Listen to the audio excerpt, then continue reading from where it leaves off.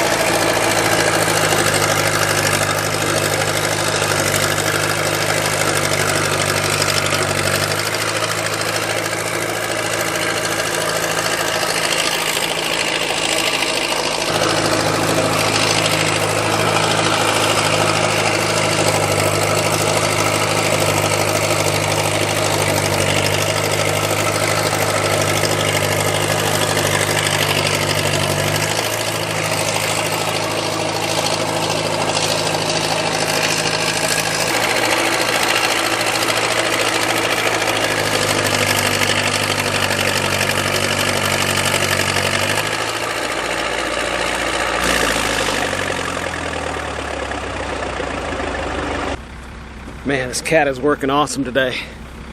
Woo, boy, this is fun. Nice fall day here in Texas, almost fall. It's cool enough where we can call it fall, right? Just wanted to stop and talk to you a little bit about the best way to move dirt. I had a video up the other day talking, and it was titled "The Best Way to Move Dirt" or something like that. And I'm not talking about the most efficient way. I'm talking about using good, old, reliable equipment that you can afford, one. Two, that you've fixed and you've completely gone through. You know it through and through.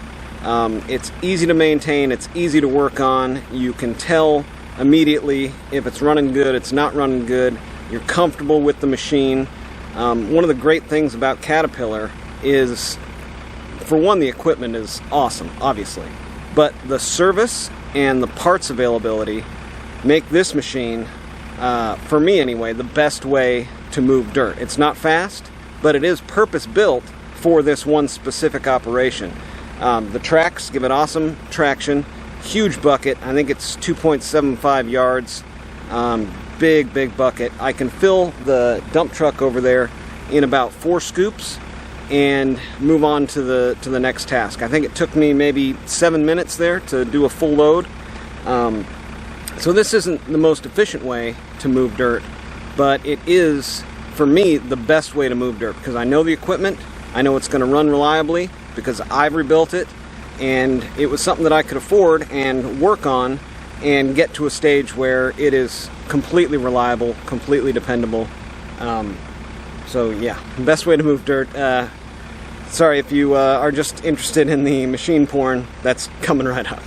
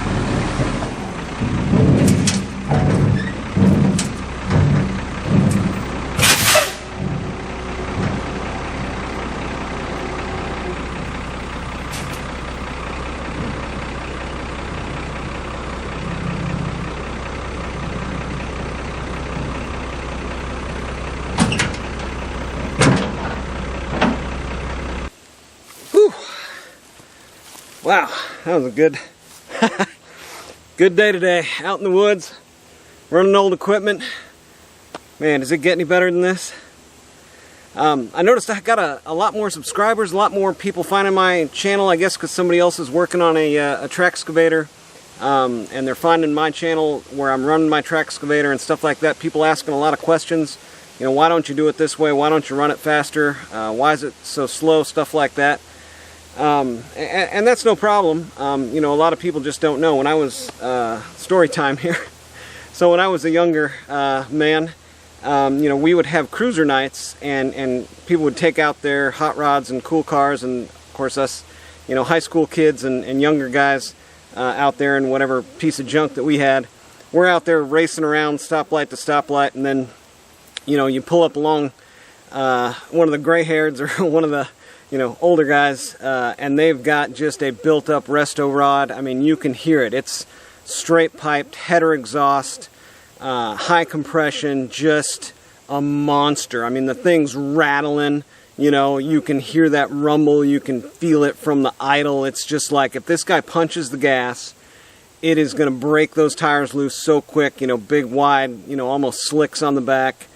And what happens at that stoplight when you're there with that guy, right?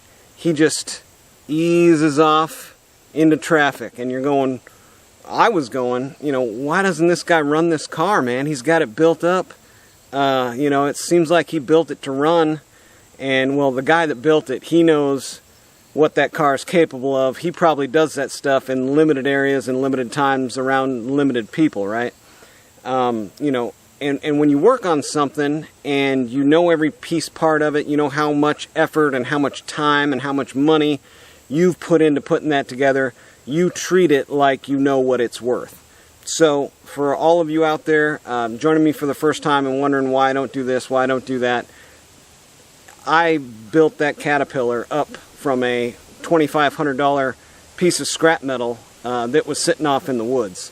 I know every piece part of it. I've taken that engine completely apart, gone through all the cases, cylinders rebuilt, every bit of wiring redone on it, everything done to it that has possibly gone wrong to it fixed. Not only what's fixed, but what is in front of it that can break. So while I'm in there, I'm doing the right things, changing the right parts, doing everything to spec. All the bolts are torqued to spec, Loctite, all that stuff. So I know every piece part of that thing. It's my baby, right? I want to take care of it. I'm not going to run it all out because I'm doing this on my own time. You know, this is not something that is a business or whatever. I have set myself up here to be able to first find a partner who's willing to put up with waiting around and saving up and, you know, doing it as the average guy would, right? We don't have $1 million. We didn't win the lottery. We aren't going to buy some property and build a house and have contractors running this way and that way like a flurry of money flying out the door. You know, we just don't have that ability, right? So we buy old stuff, we fix it up, we run it on our own time, at our own pace, we get the job done, and in the end, you know, hopefully it pays off. So those of you new joiners to the channel here, make sure to thumbs up, subscribe. You like this type of stuff, it's going to keep happening. So welcome to Man Time, and get out there, have you some man time too.